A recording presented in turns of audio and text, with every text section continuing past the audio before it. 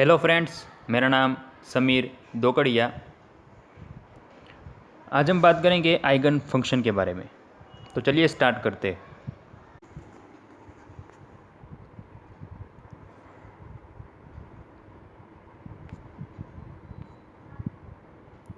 Eigen function और eigen value क्या है। सबसे पहले हम उसकी डेफिनेशन की बात करेंगे। ये इसकी कंडीशन या यूँ कहे कि एक डेफिनेशन। अगर कोई एक ऑपरेटर है जो एक फंक्शन पे वर्क करता है तो जो आउटपुट मिलता है उसमें एक कांस्टेंट वैल्यू होती है और उसके साथ जो फंक्शन है वो रिपीट होता है। अगर इस कंडीशन अगर फॉलो होती है तो ये फंक्शन कहलाएगा आइगन फंक्शन और ये ऑपरेटर कहेगा आइगन ऑपरेटर। ये जो वैल्यू है लामड़ा उसे कहते हैं आइगन वैल्यू। इस कंडीशन को फॉलो होना ज़रूरी है। एक ऑपरेटर है जो एक फंक्शन में वर्क करता है और आउटपुट में हमें एक कांस्टेंट वैल्यू मिलती है, उसके साथ फंक्शन रिपीट होता है। एक एग्जांपल देता हूँ, जैसे कि यहाँ पर है H cap psi is equal to E psi, जिसमें एच कैप क्या है, एक हैमिल्टोनियन ऑपरेटर है। हैमिल्टोनियन ऑपरेटर यानी कि कोई पार्टिकल के लिए पोटेंशियल एनर्जी और काइनेटिक एनर्जी दोनों का समेशन है ये। अगर ये किसी एक फंक्शन पे वर्क करता है, यहाँ पर है वेव फंक्शन जिस पे ये ऑपरेटर वर्क करता है और रिजल्ट में हमें मिलता है ई और ये फंक्शन रिपीट होता है।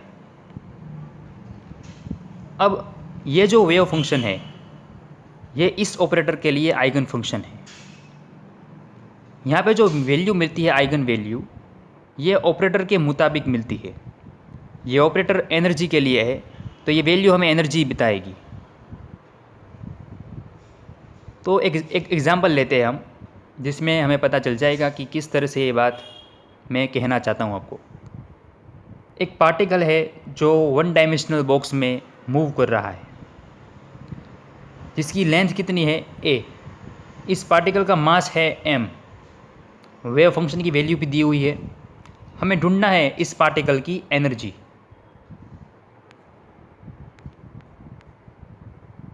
ये है एक एग्जाम्पल। तो उसे हम सोल्व करते हैं। हम जानते हैं कि आइगन इक्वेशन के अनुसार A cap F is equal to lambda F. इससे हमें क्या मिलेगा, यहाँ पर हम जानते हैं कि एक वेव फंक्शन है साइन, एफ की जगह पर साइन है। हमें ढूंढना है एनर्जी। अब हम जानते हैं कि एनर्जी कब ढूंढ पाएंगे, जब हमें ऐसा ऑपरेटर लेना होगा जो एनर्जी के साथ हो। तो हम जानते हैं कि हैमिल्टोनियन ऑपरेटर एनर्जी का ऑपरेटर है, तो यहाँ पे होगा एच कैप। तो हमें वैल्यू क्या मिलेगी, ई, एनर्जी की वैल्यू मिल जाएगी। तो हम जानते हैं कि यहाँ पर एक आपको फॉर्मूला ध्यान में रखना होगा कि H is equal to T cap plus V cap. ये आगे जाके वीडियो में मैं आपको बताऊंगा किस तरह से ये है, पर मैंने आपको बताया भी था कि पार्टिकल की जो पोटेंशियल एनर्जी और काइनेटिक एनर्जी है वो दोनों का समेशन है ये H कैप, यानी कि हैमिल्टोनियन ऑपरेटर। अब ये जो हैमिल्टोनियन ऑपरेटर है इसमें टी की वैल्यू क्या है, ये जो काइनेटिक एनर्जी है किसी भी पार्टिकल के लिए, ये इस तरह से है -h²/8π² इंटू डेल स्क्वायर, और v एक पोटेंशियल एनर्जी है। अब ये क्या है, डेल स्क्वायर, ये भी एक तरह का ऑपरेटर है, लाप्लासियन ऑपरेटर। इसे कहते हैं इक्वेशन 1। और डेल स्क्वायर की जगह पर हम इसे इस तरह से लिख सकते हैं, लाप्लासियन ऑपरेटर की वैल्यू क्या है, d² plus d² plus d² इसका मतलब क्या है कि ये 3 डायमेंशनल बताता है हमें। इसे भी कहते थे हम इक्वेशन नंबर 2। अब हमें क्या चाहिए, एक 1 डायमेंशनल बॉक्स है, तो हम क्या कह सकते हैं कि एक ही हम डायमेंशन ले सकते हैं। हम लेते हैं d²/dx²। तो डेल स्क्वायर की जगह पर हम लेंगे d²/dx²। ये वैल्यू हम ऐड कर देते हैं यहाँ पर, इससे कहते हैं इक्वेशन नंबर 3। उसके बाद हम बात करेंगे H cap psi is equal to E psi. हमें ई ढूंढना है, पर हमें ई ढूंढने के लिए ये जानना ज़रूरी होगा कि ये इक्वेशन फॉलो हो रहा है, ये आइगन फंक्शन है। तो सबसे पहले हम ये कहेंगे कि जो वेव फंक्शन की वैल्यू है, अगर वो ये दोनों वैल्यू रिज़ल्ट के वक्त मैच हो जाती है तो हम ये कह सकते हैं कि जो ई है वो है आइगन वैल्यू। तो चलिए हम उसको प्रूव करते हैं। सबसे पहले ये जो है एच कैप साई, ये है लेफ्ट हैंड साइड, इस तरह से। ये है एच कैप जिसकी वैल्यू हमने पहले ही ढूंढ ली थी, और ये है साई की वैल्यू। अब हमें क्या करना है, यहाँ पर क्या कहा गया है, डबल डेरिवेशन। हम थोड़ा धीरे चलते, एक पहला डेरिवेशन करेंगे तो d/dx को अंदर ले लेंगे, यानी कि साइन का पहला डेरिवेशन विकलन क्या होगा, ये इस तरह से होगा। क्यों? क्योंकि हम जानते हैं कि साइन के एक्स, यहाँ पर साइन है और ये n π/b है, ये कांस्टेंट है यानी कि k, और x यहाँ पर x है। अगर इसका हम विकलन करेंगे तो हमें कुछ इस तरह से वैल्यू मिलेगी k, यहाँ पर देख सकते हैं आप k cos k फिर से रिपीट होता है n π/b और x। उसके बाद हम दूसरा डेरिवेशन करेंगे, दूसरी बार डेरिवेशन करेंगे तो कोस का डेरिवेशन क्या होगा, कुछ इस तरह से आंसर मिलेगा। क्योंकि यह कॉस है, उसके पास n π/b है जो एक कांस्टेंट है, उसके बाद x है। तो अगर ऐसा कुछ हो तो उसका डेरिवेशन करना है तो ये रूल फॉलो करना होगा। क्या है? cos kx, cos kx, तो उसका कुछ डेरिवेशन इस तरह से होगा -k sin kx। तो यहाँ पर आप देख सकते हैं कि यहाँ पर है माइनस साइन, उसके बाद n π/b यानी कि k और x। तो यहाँ पर है माइनस, यहाँ पर भी है माइनस, तो प्लस हो जाएगा। यहाँ पे n π/b है, उसे बाहर ले ले तो n² π² हो जाएगा, कुछ इस तरह से। देख सकते हैं आप यहाँ पर n² π²/b²।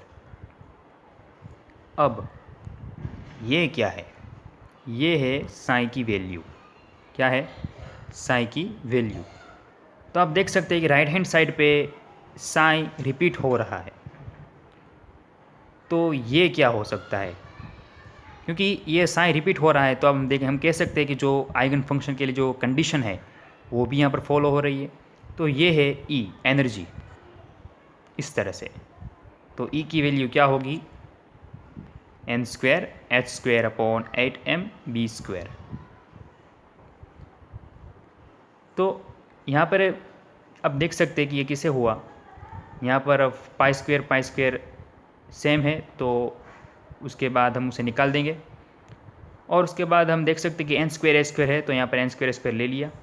उसके बाद बचा क्या नीचे? 8mb², तो यहाँ पर उसे ले लिया हमने। अब बात ये आती है कि हम जो आइगन फंक्शन की जो बात कर रहे थे उसमें हमने कहा था कि अगर वो कंडीशन फॉलो होती है, यहाँ पे फॉलो भी हो रही है, साइन रिपीट हो रहा है और ये ई भी मिल गया है, तो हम क्या कह सकते हैं कि जो ई है, एनर्जी है, ये है आइगन वैल्यू। साइन है वो वेव फंक्शन है, और जो एच कैप है वो आइगन ऑपरेटर है। ये जो आइगन फंक्शन है जिसके बारे में मैंने आपको बताया, ये एक तरह का बेस है। क्योंकि मैथमेटिक्स में जिस तरह से हम ट्रिगोनोमेट्री, डेरिवेशन, कई तरह के रूल्स सीखे हैं, ये सभी बातें हमने साइंस में अप्लाई किया है। चाहे प्रॉब्लम सॉल्व करना हो, चाहे इक्वेशन हो, हर जगह पे यूज़ किया है। इसी तरह से ये आइगन फंक्शन है, ये एक तरह का बेस है। क्वांटम मैकेनिक्स में हर जगह पे उसका यूज़ होता है। मैं ये नहीं बता रहा हूँ सभी जगहों पर, कई जगहों पे इसका यूज़ होता है, पर ये बातें आपको तभी समझ में आएगी जब क्वांटम मैकेनिक्स को आप पढ़ोगे। बस इसी तरह से मैं नए नए वीडियो लाता रहूँगा। हर वीडियो में मैं आपको एक ही बात सिखाऊंगा, रटा मार के क्या मिलेगा आपको। तो लेट्स लर्न विदाउट क्रैमिंग। तो मिलते हैं नए वीडियो में जिसमें हम सीखेंगे क्वांटम मैकेनिक्स की अजीबोगरीब बातें। Thank you.